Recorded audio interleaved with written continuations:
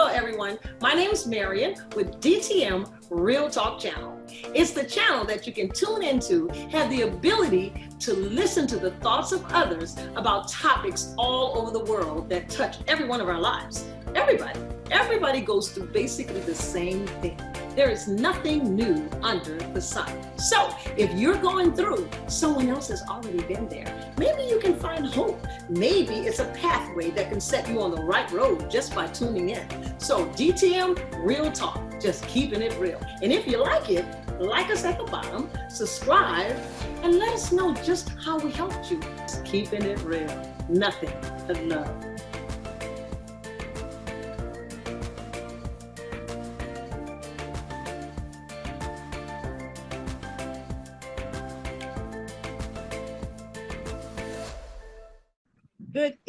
Good evening. This is DTM Real Talk, and we are back just keeping it real tonight. I know y'all waiting to hear the rest of the story. We have Terrence Taylor back to tell us the rest of the story. Let's a quick review, and I hope I remember well. He's sharing with us this past week about the beauty, the rewards, and the struggle of being a single father. And he has 6 children. And I actually asked him to come and share with us some of the struggles, some of the rewards, some of the beauty, the mistakes, and all that other stuff of being a single father, because I know many of you out there would like to do that and would like to see that there is no progress without a struggle. So he's kind of sharing that with us tonight. And he last week told us that he was at a point in his life that was really, really low because his mom had just passed away. So Terrence, say hi to the good folks and continue your story. Good evening, everyone. So you were talking about your mom was diagnosed with cancer, am I right? Yeah, right. Yeah. And again, I was married. I was married for 26 years. Okay. And so we raised those 3 kids together. Okay. In the same house, traveling in the military. So I wasn't a single dad for those 3. Okay. And my oldest daughter grew up with her mom. And so when my mom died in 2016, again, this is not a cop-out or a plea for enablement. It's just what happened. Right. And it was by choice. You know, when you really think about it, you know what I mean? Not by choice, just to throw it in somebody's face. I did it because I did it because at the end of the day, it was a choice. Right. No matter what was the rationale behind it, no matter what was no matter how I negotiated with myself whether to do it or not, at the end of the day, it was a choice. And so, my mom died in 2016. I felt like I lost my identity, right? And so, because my identity was so tied to my mom, who took me out of a Methodist home that was on Washington Avenue, and who brought me into her house when I was 6, and who raised me like her own child. No bias, no favoritism. Matter of fact, people would tell you she probably loved me more than anybody. Wow. She told me that, but people from the outside looking in would tell you my mom loved her some Terrence, and she never had one labor pain with me. And so they experienced that kind of love, and I automatically, as a kid, I identified with her. Right. She had a husband. I had a daddy named Keno, but he passed away when I was 12. And so she was a single mom from the time I was 12 to the time she passed away in 2016. Did she have any other foster kids other than you? Oh, yes, indeed. How many brothers and sisters? Oh, Lord. My mom was a detective at Jefferson Parish. She did personal violence. And she graduated from Holy Cross. Yeah. And she went to Booker T. She's from Ferret, Martin Luther King. She grew up in Walkertown. And so I was her first foster kid, but she couldn't have children. Right. So the first child she got, she adopted that child. And that's my brother. Right. We're not biological, but you can't tell us that. But once she got me, she found out I had a real brother, biological brother. She wouldn't got him. Oh, wow. And so I grew up with my that's really unheard of in foster care system. When somebody will grow up with their biological brother. My brother was 4 years older than me, so I was 6, so he had to be 10. And he stayed there till he was 18. You know what I mean? So 8 years he grew up in that house with my mom. And she didn't play favorites. When the belt came out, she hit whoever was in the, whoever was in the area. Whoever Uh, was, you got know what I mean? When the curse words came out, and people that know me gonna laugh at it because they know my mom. it. Uh-huh. She's the sweetest person ever. But she would let you know what thus says Florida Bradstreet. And so she had over 25 foster kids Okay. come to that home. First she was doing all boys, and then she brought some girls in too. And so, and that's not counting family members that came and cousins that used to stay over and Yeah. stuff like that. But her ministry was foster care system and taking care of kids. That's what her passion was, Wow. because she was barren. You know what I mean? Yeah. And so, and I always tell people, man, God has to write these scripts. You know, God fine tuned the universe, so of course He can That's fine right. tune our lives, Yeah. right? And so, for me to be born in a time where I needed a mom, and for her to have multiple kids, but they die in childbirth or die while she's carrying them, and Yeah. she go through her post, what they call it, postpartum, right? Yep. And then she decide not to give up on children, but she says, since I can't have any, I'm gonna do the next best thing. I'm gonna take those children that's in a neglectful, abusive situation, and I'm gonna raise them like Yes. myself, because I got all this love to give to children, but the Yes. Lord has shut She my had a wound up. heart. But Yes. just because just because the Lord shut your wound up, don't mean He closed off your heart. He probably give you an Yeah. avenue to exercise that love through another avenue, which was foster care. And Right. so I would be eternally grateful for my mom. But she Yes. had a lot of foster kids come through that program, and I would tell you, she had a rule: don't bring nothing in my house that's not from my house. No playing in my house, and when I'm gone, nobody can come in the house. Man, we used to break all those doggone rules, and my mom used to come home and just get so upset. And but she never would.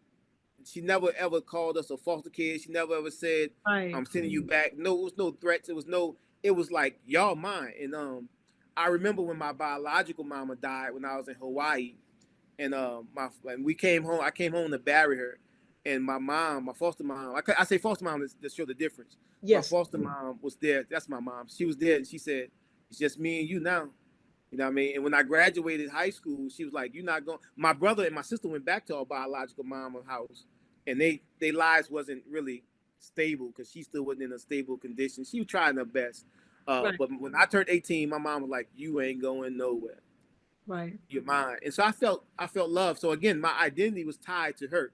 I Right. was known as Florida Bradstreet's son. I was known as, in my mind, the son, the guy, the baby boy that she saved from a condition of suffering. And so I only identified with her. So when she died, I was like, you know what I Lost mean, your identity. back to square one. You know what I Yeah. mean? Who's gonna love me now, right?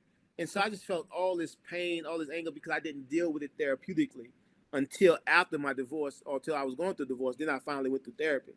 And Is so that when you finally realized why you were going through some stuff? right, Yeah. right.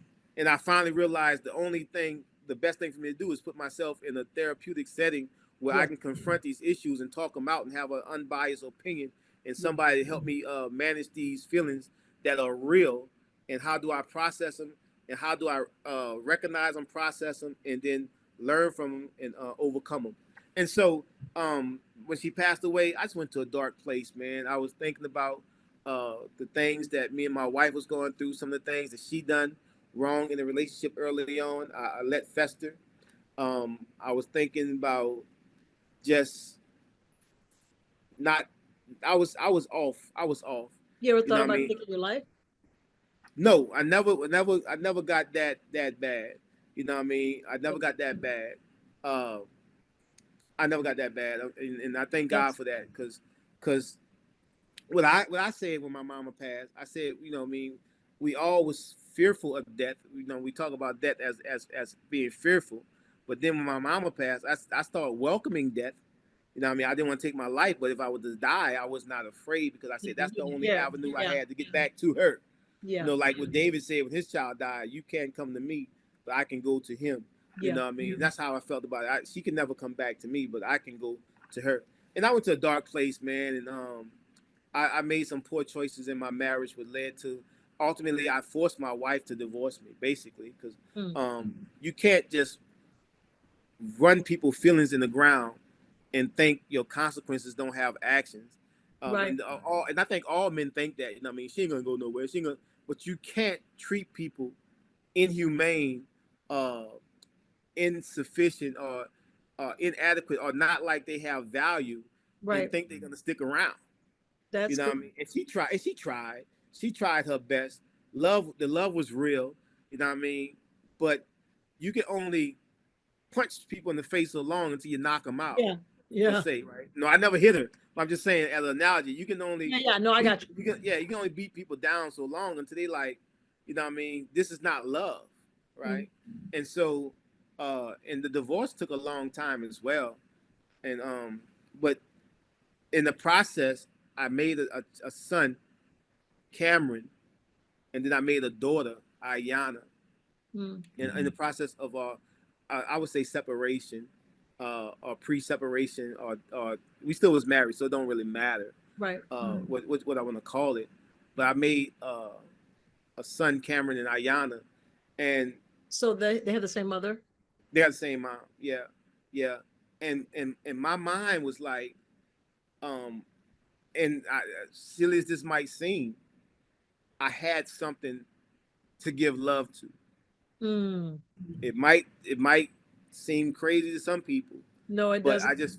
I felt like I had a replacement for what I lost, because I was thinking about all the hurt everybody done me when my Mm-hmm. mama passed, even my wife. So she was not a source. When my family should have been a source uh of a leaning post for me, somebody I can go to, a source of confidentiality, a source of strength. I could have went to my family, but I didn't do that because I was so busy judging them off their past actions that they did to hurt Right. me. Everybody that hurt me, I wanted them to know you hurt me, Yeah. you know. Yeah. Yeah. And so, Yeah. and that was destructive in itself. And Sure. I made these two children, and and from the day they was born, I never let them go. Mm. So what Never let about them the go. mother? Did she ever want them? Yeah, she's active now, but there was again, total transparency. You know, in order for you in order for me to get her in that situation, I was selling her a dream. You know what I mean? Because I couldn't be honest with her. You know what I mean? Of course, I'm not gonna divorce my wife and marry you, Right. right? You know what I mean? That was not even logical in my mind. Even, you know what I mean?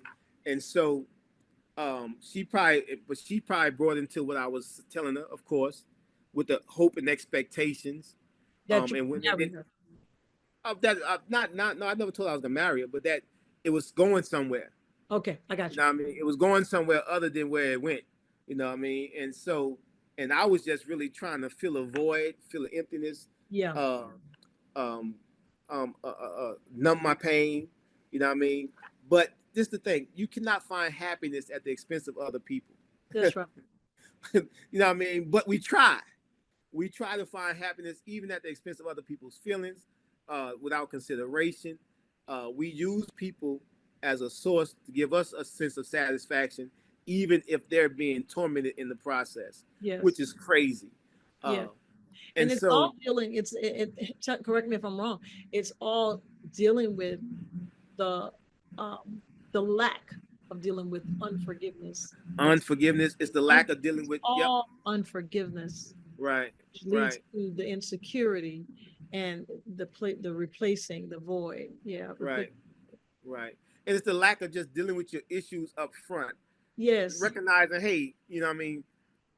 I knew I had issues. I knew I dealt with abandonment issues. I knew I Yes. dealt with rejection. I was rejected by my birth mother. It gets Right. no worse than that. I never knew my biological father. Um, but when my foster mama came in, she kind of subsided those feelings, right? She kind of made those feelings go dormant because I had a replacement. But every now and again, they would sweep across my mind, Sure. especially when I had visitations with my biological mom. You know what I mean? And I only went because my brother went. My brother Thomas went, and because I was so close to him. Mm-hmm. Me and my biological mom never had a relationship. I remember she wrote me a letter in basic training, and I read it, but I didn't have no feelings for it. She was apologizing in it, and all those things. And I'm gonna tell you a story. One time when I had a car, Mm-hmm. and she had needed an onion, and I was by a house with my brother, and she asked me to go to the store and get an onion. And I just felt so mad because she asked me to go get her a doggone onion. Mm-hmm. You know what I mean? And so when I went to the store, I think, if I remember the story right, I think I called back and told her they didn't have no onions, and I just went home. You know what I Mm-hmm. mean? I lied to her. Now I Right. remember when she passed. That's the only thing I was thinking about. Why didn't I buy that? And I'm gonna use this word. I'm no one curse. Why didn't I buy that damn onion? Uh-huh. I'm Uh-huh. crying at the funeral, like not thinking about nothing else, but why didn't I buy that onion? Right. So I had a lot of stuff I didn't deal with. You know what I mean? And it was unfortunate that my wife, who's a beautiful woman, had to sit through 26 years of my BS because I didn't confront It issues up was- front, and then it came to a head when when I lost my mom. I just Yeah. was like, you know. But back to my children, when my son Cameron was born, he was born in Colorado, not Colorado. I'm sorry, Las Vegas. He's born in Vegas. What's Vegas? That's Nevada. He's born in Nevada, Yeah. Carson No, City, yeah. Nevada. Yeah. Las Vegas. Carson City, Nevada. His mom called me. She said, "I'm going in labor, having the baby." I hopped on the plane. Uh-huh. I flew to Carson City, Nevada, rented me a car, went to the hospital, got my son, drove back to New Orleans, and he No, ain't never been stop. That's what I mean. So you got the baby, the right. newborn baby. Right. What was her response? She just I brought her back too. I brought her back as well because she was going to live with her family or whatever. She was thankful, but you know, I mean, to and let the baby go. How what was her feelings about that? She did. I don't know. oh, see that one. All right, well, all right. So again, I think she didn't. I think she didn't understand my mindset as a father. Okay. I can't sleep at night if I don't know my children are eating. I can't sleep at night if I don't know where they're sleeping at. It's next to impossible, Right. right? And so they're mine. They didn't ask to come in this world. Yeah. Okay. I believe in just could be me. Women might get mad, but I believe the father role is one of the most important role, if not the most important role in the family dynamic. You know what I mean? Uh, you know, you can't replace dad. Now No, you you can't can't. replace mom either, but You the can't replace. daddy role is that it's the first contact you come into with the image of God. You know This what I is mean? true. And so um I went and got my boy. She I think she was her mindset was more like, um, well, if you're not gonna be with me, I'm not gonna raise this kid by myself. Take the kid. Well, I was like, it was a no brainer for me. It's like, no, we Right. don't have to be together, but I'm gonna take my son. And so how my daughter came about was just a foolish mistake. We was broken up, going over there to get my son. Some stuff happened. Next Right. thing you know, she's pregnant, and so I take my daughter. My daughter was born at Tulane Hospital. I I was in the emergency room, cut the umbilical cord, got my daughter, brought my daughter home with me, and so she went missing for like 6 months. I Your had my mother. kid. She Your went missing for mother. 6 months. Yeah, they went. She was missing for 6 months, and so I wouldn't file for full custody of my children. And when Oh, she got served, she wouldn't. This is how silly stuff get. And I thank God for my just my mindset and how I was raised. She wouldn't put a restraining order on me so she can get the kids, right? And so the restraining order, um, we went to court. We had to. It was fast. The restraining order happened, and we had to be in court like the next day or like a few days later. And so we go to court, and the judge asked her for all the evidence for why she got a restraining order, and she couldn't produce none. right. And so she had to pay the court fine. The judge asked her, because I guess she was trying to use the restraining order for a custody case, and the judge asked her about the kids, and so the judge was talking to her like she had the kids. And so when I got on the stand, the judge asked me, say, so why are you not taking care of your kids? The kids, they live with me. And the whole tone of the court changed because she was in there. She put a straight order on me with the kids, saying that the kids was not was that I was threatening the kids or something. And so when we went to court, the judge was talking to me as if the kids was with her. 'Cause I guess that's the normal assumption. Yeah, that was the And assumption. so, Or either so that's what she portrayed.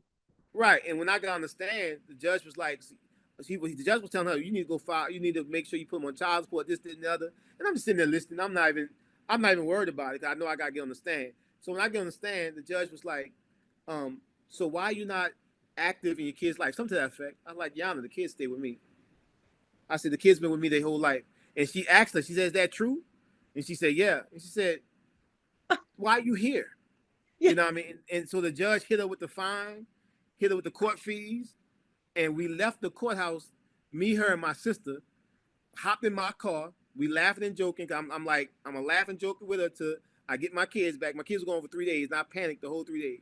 Went and got my kids from So her they were with auntie. her for those 3 days, but you didn't know how they were Right? doing. I couldn't contact her because the restraining order said if you contact, you go to jail. Right. And so we hopped in my car, me, her, and my sister. We rode to her auntie house where my kids was.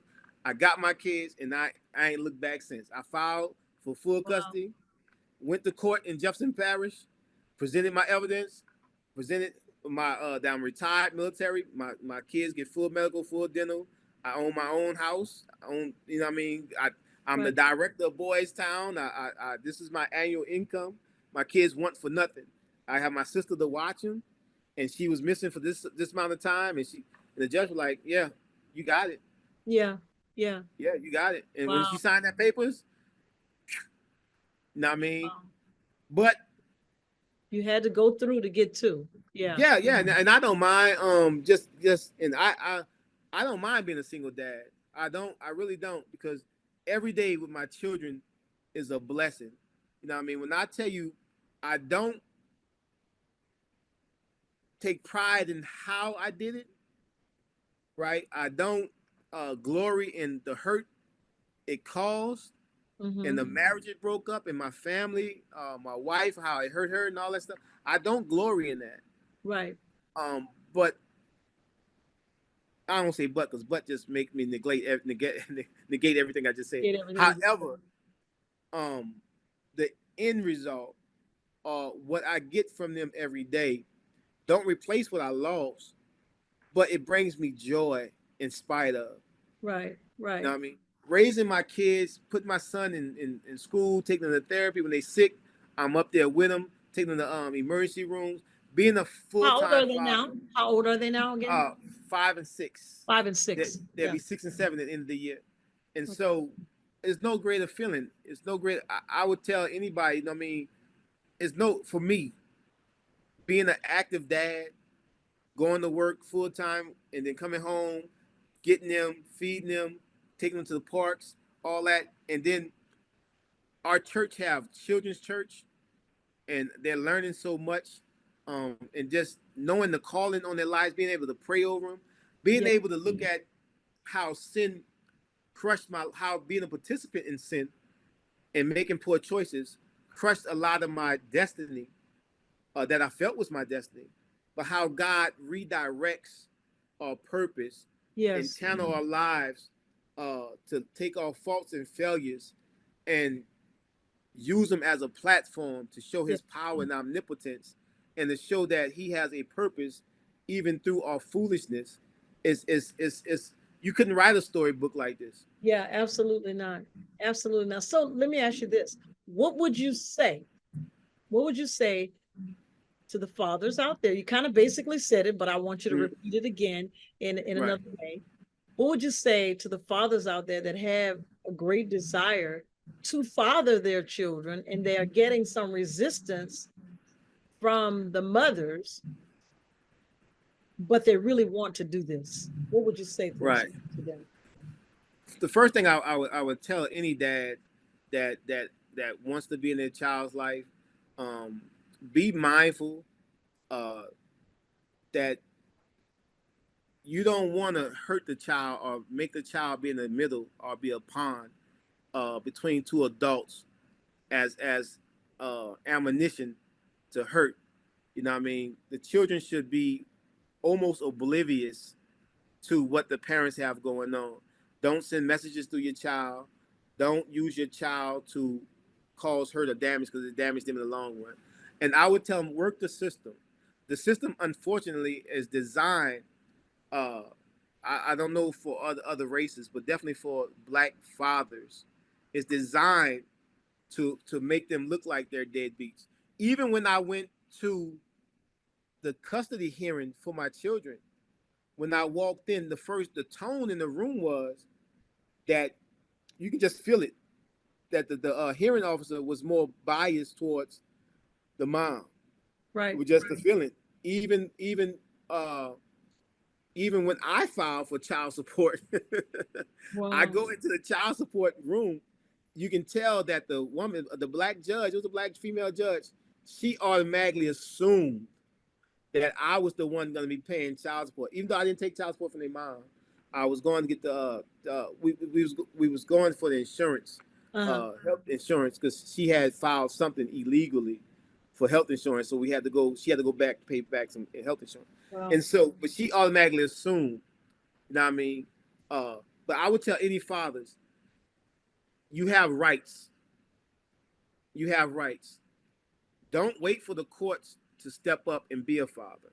Mm, Be a father in spite of any ruling.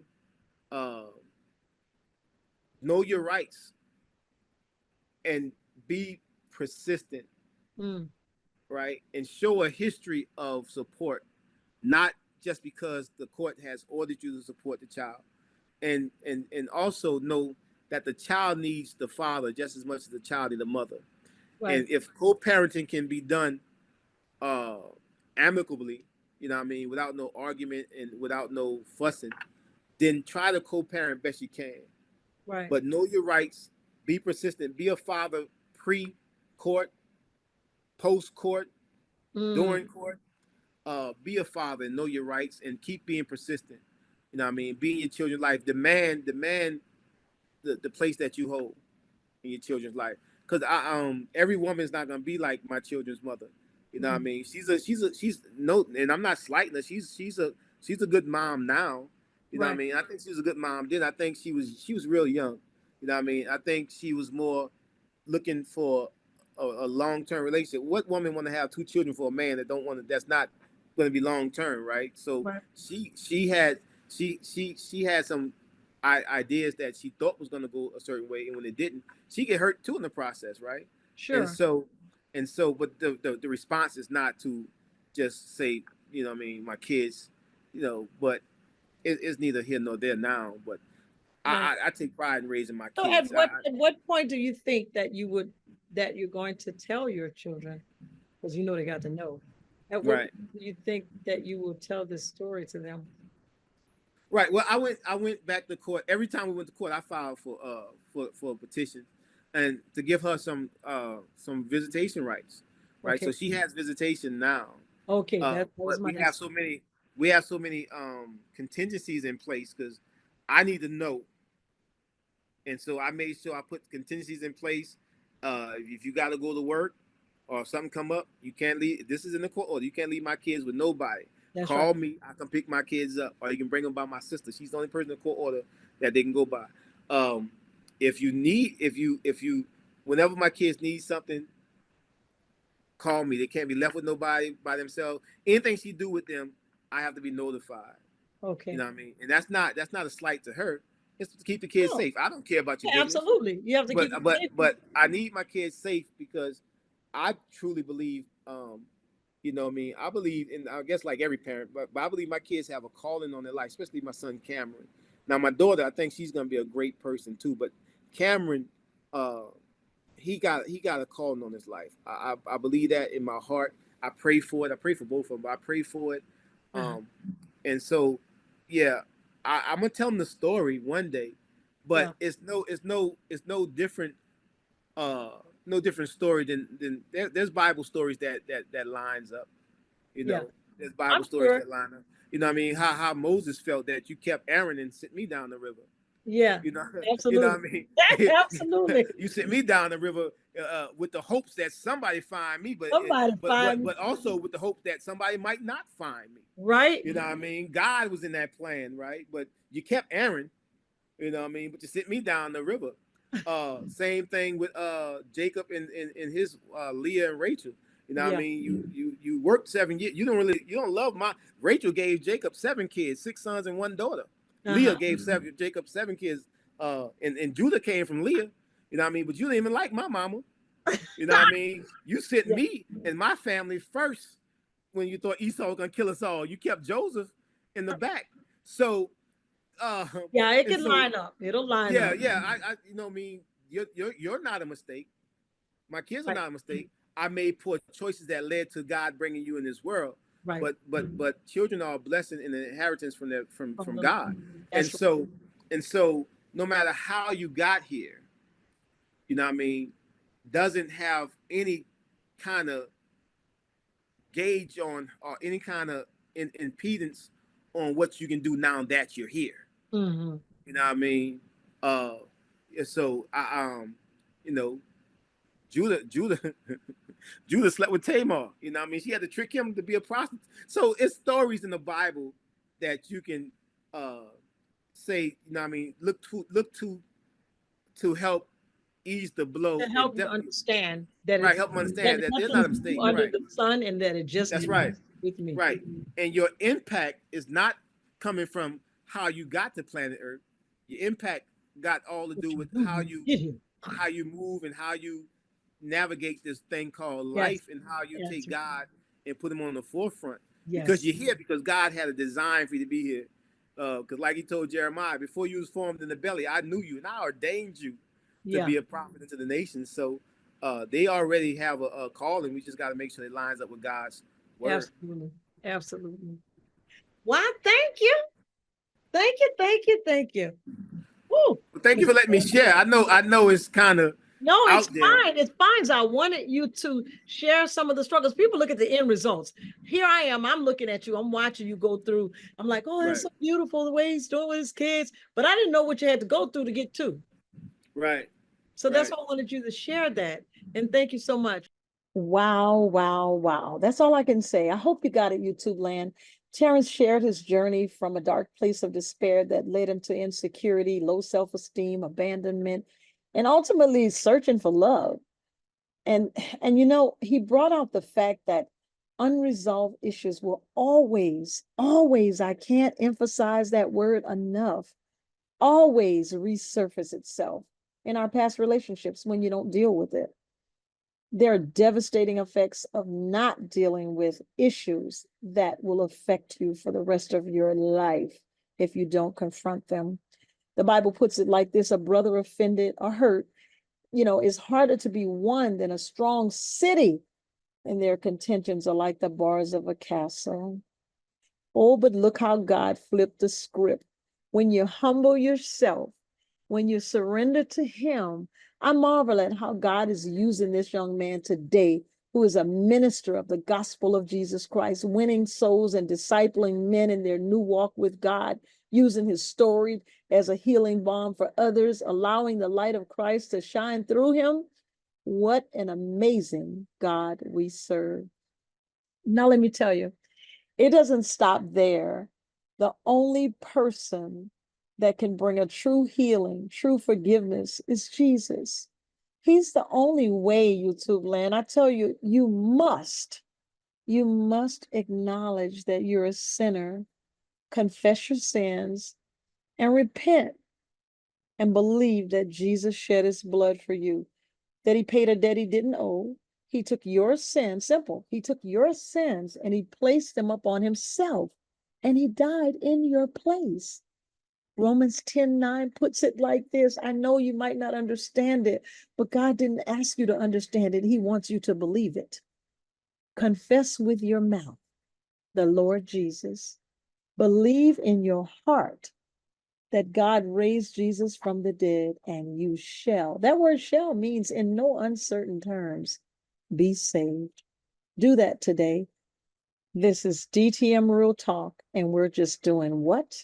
Keeping it real. We'll see y'all next week.